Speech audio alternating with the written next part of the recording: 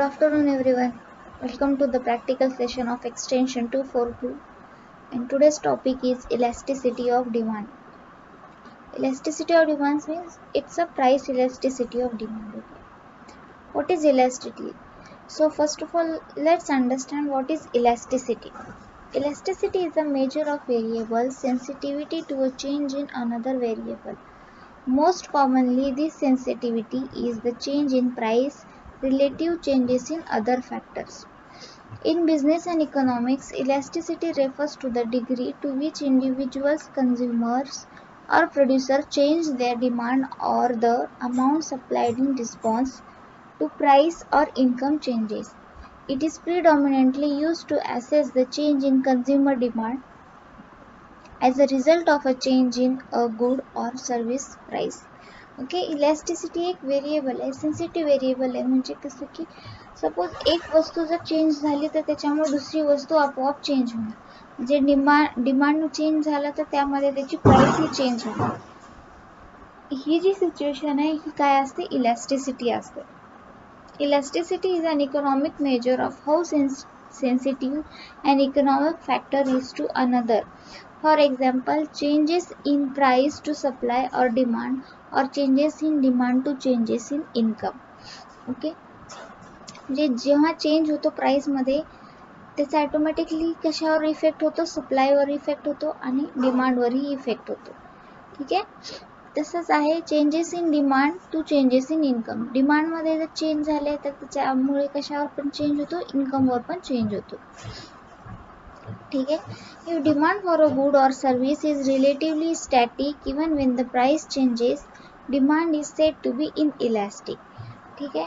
जेव्हा डिमांड काय म्हटलं, if demand for a good or service is relatively static when the price changes, price जरी change झाला तरी डिमांड हे जर स्टॅटिक असलं म्हणजे अनचेंज असलं तर तेव्हा ते डिमांड कसं असतं, इनइलॅस्टिक असतं. and its coefficient of elasticity is less than 1. okay, less than 1 असते coefficient of elasticity. कधी जेव्हा डिमांड चेंज होत नाही पण प्राइस चेंज होते तेव्हा त्या डिमांडला काय म्हटलं जातं, इनइलॅस्टिक. त्यानंतर definition of price elasticity of demand. आता प्राइस इलॅस्टिसिटी ऑफ डिमांड काय असते, the change in the quantity demanded of a product due to change in its price is known as price elasticity of demand. जेव्हा क्वांटिटीमध्ये change होतो म्हणजे ती वाढते किंवा कमी होते काही असो, change in the quantity demanded of a product due to change in its price is known as price elasticity of demand. Thus, the sensitiveness or responsiveness of demand to change in price is called as elasticity of demand. ठीक आहे. ही जी सेन्सिटिव्हनेस असते किंवा हा जो response असतो demand मुळे प्राइसवर पडलेला त्यालाच काय म्हणतात, इलॅस्टिसिटी ऑफ डिमांड. त्यानंतर आहे formula, that is how it is expressed in mathematically. Price elasticity of demand equals to percentage change in quantity divided by percentage change in price. Okay, percentage change in quantity divided by percentage change in price म्हणजे काय, price elasticity of demand. त्यानंतर let's understand price elasticity of demand in detail. If a product requested quantity experiences a substantial shift in response to price increases, it is called elastic. ठीक आहे. म्हणजे demand वाढली किंवा demand change होत गेली त्याच्यामुळे price मध्ये चेंजेस होत आले तर त्याला काय म्हणतात, इलास्टिक प्रोडक्ट होतं. that is quantity extended far from its preceding level. If the purchase quantity has a slight change in the response to its size, it is called as inelastic. Construction म्हणून सगळा आवाज येत असेल ते. If the purchased quantity has a slight change in response to its size, it is called inelastic. Slight change असेल ह्याच्यामध्ये price level मध्ये पण ती कशी, जर डिमांड ही अनचेंज होत असेल तर ती कशी असते, इनइलास्टिक. और quantity has not extended dramatically from its preceding level.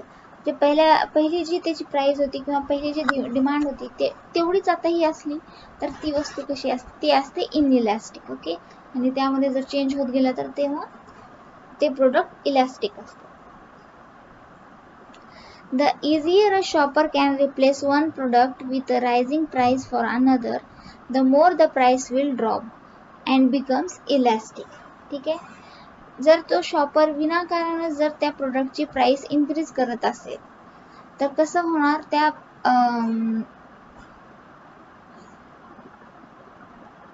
The easier a shopkeeper can place one product with a rising price for another, the more the price will drop, becomes elastic. म्हणजे एका प्रोडक्टची किंमत उगाचच तो जर वाढवत असेल दुसऱ्या प्रोडक्ट समोर तर कसं होणार, त्याची व्हॅल्यू कमी होत जाणार, म्हणजे त्याची प्राइस कशी ऑटोमॅटिकली ड्रॉप होणार, कारण की त्याला कोणी घेणारच नाही. ज्याची किंमत वाढत जाते त्याला कोणीच नाही घेणार, पण जे साईडला आहे ज्याची किंमत कमी आहे त्याची मात्र डिमांड वाढत जाणार किंवा त्याला सगळेजण घेतले जाणार, तर तो प्रोडक्ट कसा होणार, इलॅस्टिक होणार. In other words, in a world where people like coffee and tea equally, if the price of coffee goes up, people will have no problem switching to tea, and so the demand for coffee will drop. बरोबर आहे. तर आता आपण कशी लोक आहोत की आपण कॉफी पिऊ शकतो आणि चहाही पिऊ शकतो, पण जर सडनली आपल्या असं लक्षात आले की कॉफीची किंमत खूपच वाढत चालली आहे आपल्या, म्हणजे आता पुढे चालली जेव्हा जेवढी भेटत होती त्यापेक्षा जास्त, तर आपण काय करणार की जाऊ दे, वाढू दे कॉफीची किंमत, आपल्याला काय फरक पडतो, आपल्याला तर चहाही आवडतो, आपण चहाच पित जाऊ असा विचार करणार. मग यामुळे काय होणार की कॉफीची डिमांड कमी होऊन जाणार, कारण कॉफीला कोणी मागणारच नसेल तर त्याचा पुरवठा तरी कसा काय जास्त असणार, म्हणजे वापस मागवला जाणार, मग त्याची डिमांड कमीच होणार.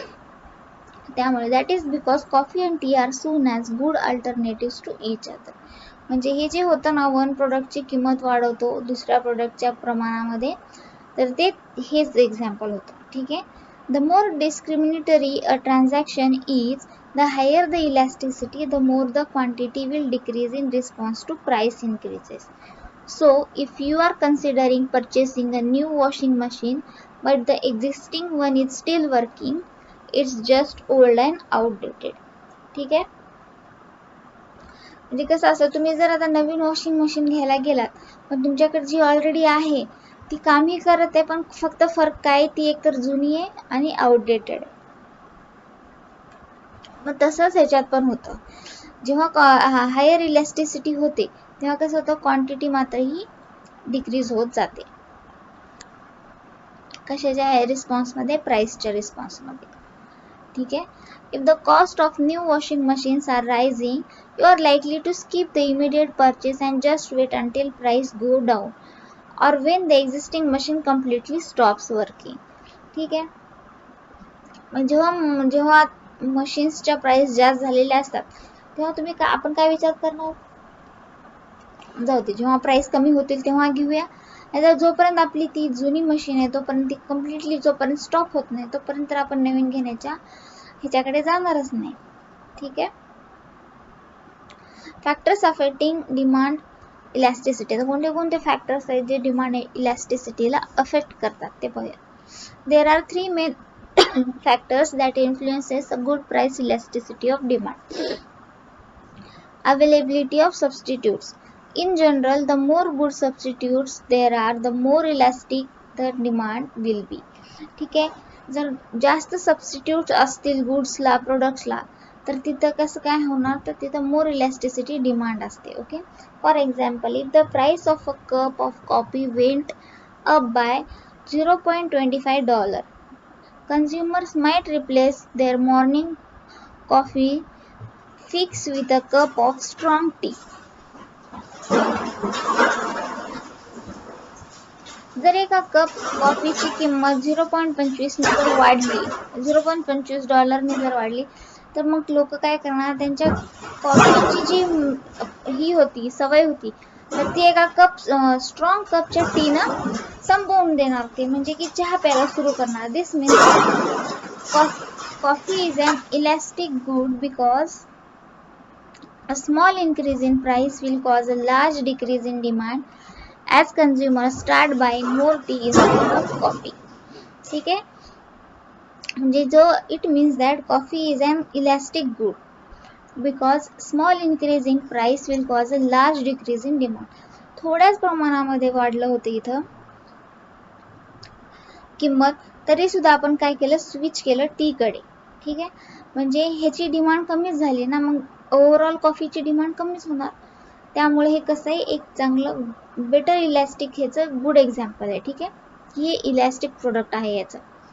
However, if the price of coffee itself were to go up, we would probably see little change in the consumption of coffee or tea because there may be few good substitutes for coffee. Most people in this case might not willingly give up their morning cup of coffee, no matter what the price. We would say, therefore, that coffee is an inelastic product. While a specific product within an industry can be elastic due to the availability of substitutes, an entire industry itself tends to be inelastic. Usually, unique goods such as diamonds are inelastic because they have few, if any, substitutes. ठीक आहे, म्हणजे जरी price वाढले, काही जणांना सवयच असते, त्यांना कॉफी शिवाय जमतच नाही. कॉफी पाहिजे म्हणजे पाहिजे, मग त्याची प्राइस कितीही हो. आता हे मोस्टली कॉफी पिणारे मोठेच लोक असतात, आपल्यालाही माहिती. त्यांना जास्त आवडतं ते, तसली स्ट्रॉंग नाही. एक तर ती स्ट्रॉंग असते ऑब्विसली, त्यामध्ये कॅफिन जास्त असतं आणि प्लस ती असं थोडीशी कडू पण असतं, त्यामुळे ते त्याच लोकांना जास्त आवडते. आपल्याला तर चहाच आवडतो. त्यामुळे काही काही वेळेला जरी प्राइस वाढली, पण जर ते अवेलेबल असेल तर तिथं त्याचा इनइलॅस्टिक होत नाही तेव्हा ते प्रोडक्ट. ठीक आहे, म्हणजे त्याचा काही चेंज पडत नाही ह्याच्यावरती, डिमांडवरती. त्यामुळे ही एक इनइलॅस्टिक प्रोडक्ट होऊन जातो. जरी प्राइस वाढली तरी डिमांड चेंज होत नाही, त्यामुळे हा कॉफी प्रोडक्ट इनइलॅस्टिक होतो. कधी जर प्राइस वाढला तरी त्यांच्या डिमांडमध्ये काहीच फरक पडला नाही, लोकांनी तरी सुद्धा पिण्यासाठी प्रेफरन्स दिलं कॉफीला.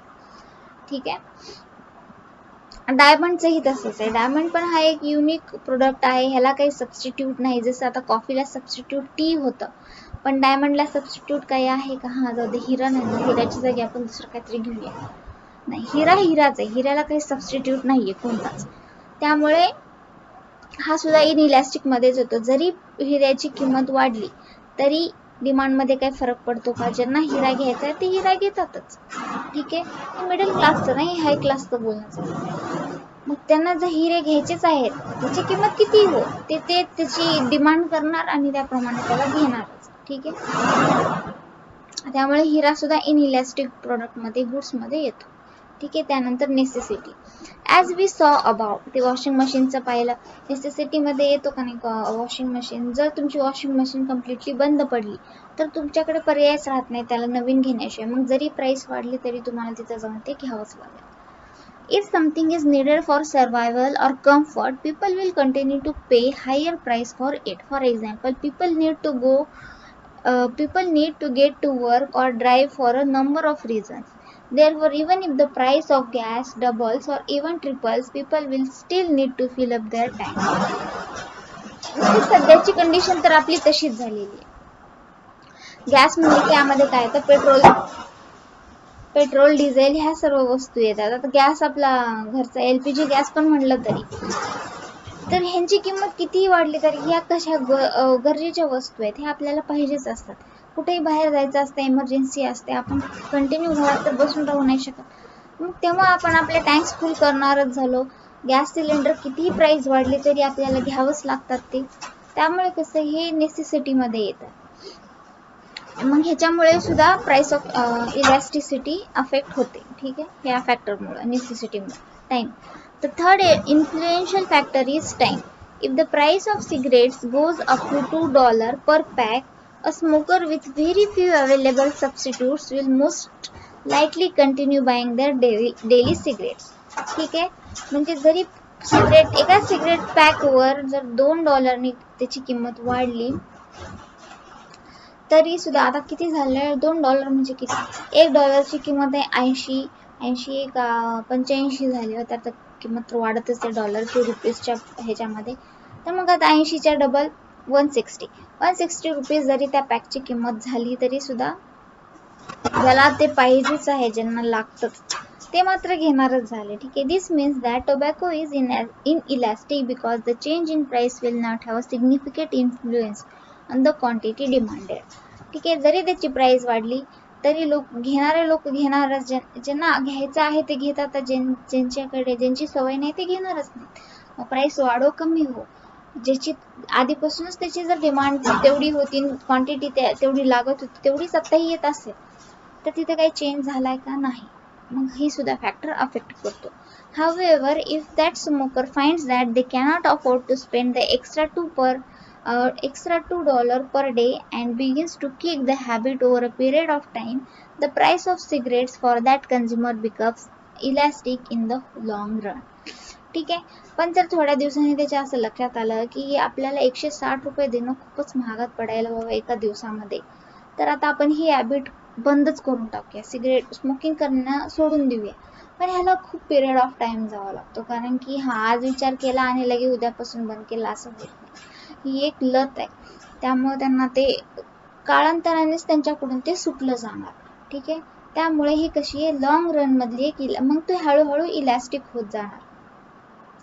म्हणजे कसं, खूप जण एकदाच जर 10-15 लोकांनी असं ठरवलं की एरिया मधल्या त्या की नाही आता आपण सिगरेटच नाही प्यायचं, खूपच खर्च व्हायला आपल्याला, सोडून देऊया, तर मग तिथं क्वांटिटी डिमांड जी आहे ती कमी होणार. ती ह्याच्यावर इफेक्ट पडणार त्या क्वांटिटी डिमांडवर, म्हणजे प्राइस इलॅस्टिसिटीवर इफेक्ट होणार. मग हा प्रोडक्ट कसा होणार, इलॅस्टिक होणार. टोबॅको तेव्हा इलॅस्टिक होणार. पण जेव्हा प्राइस वाढली तरी सुद्धा त्याच्या डिमांडमध्ये काहीच फरक पडत नव्हता, तेव्हा तो प्रोडक्ट कसा होता, इनइलॅस्टिक होता. ठीक आहे. सो हे काही इलॅस्टिसिटीचे फॅक्टर्स होते, डेफिनेशन्स आणि इलॅस्टिसिटीचा formula, elasticity of demand. Okay. I hope तुम्हाला समजलं असेल. जर काही समजलं नसेल तर विचारा. Thank you for attending today's lecture. भेटूया नेक्स्ट लेक्चरला.